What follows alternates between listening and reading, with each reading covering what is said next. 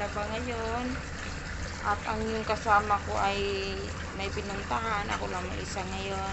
Ay gagawin ko ay maglalaba ako. Pagtapos ko laba ay mag-dry clean. Kasi ang dami kong i-dry clean na mga coat. Kailangan sa customer ng coat ngayon. Tumawag po sila sa akin na okay na po. Sabi ko mamaya pwede na kunin nila.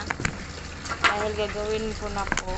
Kasi busy po ako kahapon. Kasi ako lang mag-iisa.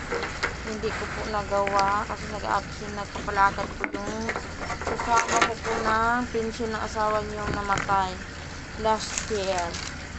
Kasi lang, ang problema siya sa kanya, matagal po na pinalakad. Kasi busy po siya. Laging dati may problema ako. Umaalis ako. Umuwi ako ng province, Iloilo. Kaya hindi